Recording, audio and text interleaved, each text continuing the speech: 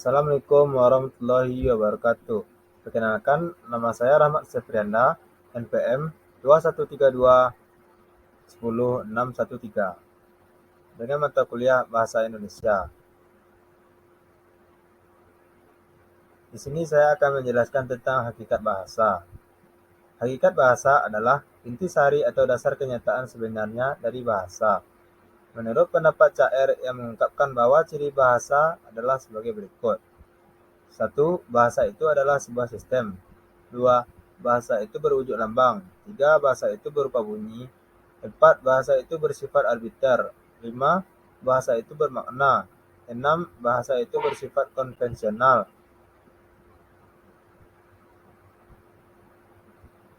Selanjutnya, 7. Bahasa itu bersifat unik. 8. Bahasa itu bersifat universal. 9. Bahasa itu bersifat produktif. 10.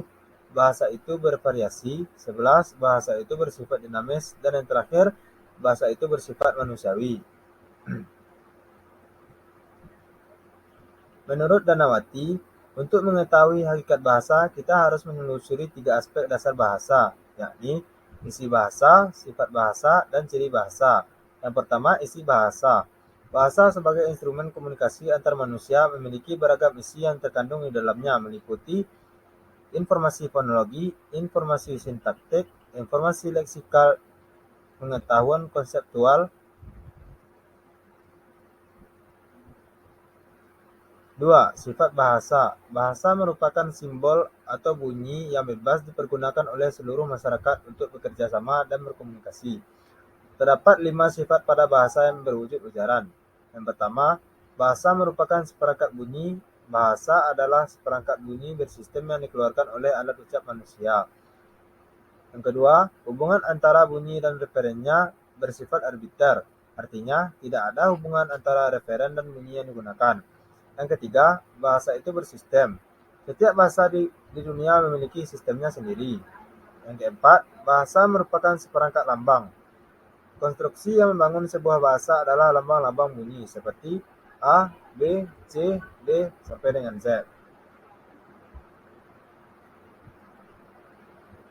Yang terakhir, bahasa bersifat sempurna atau tuntas.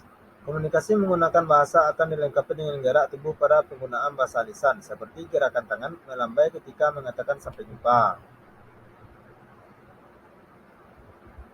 3. Ciri khusus bahasa.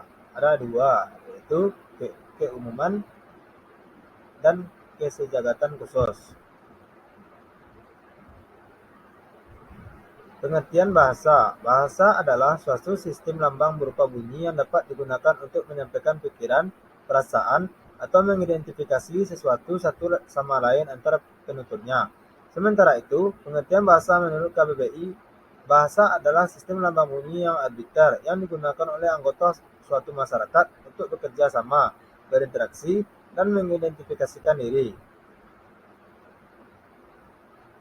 Selanjutnya, menurut Abdul Cair, bahasa lazim didefinisikan sebagai sistem lambang bunyi yang bersifat arbiter yang digunakan manusia sebagai alat komunikasi atau alat interaksi sosial.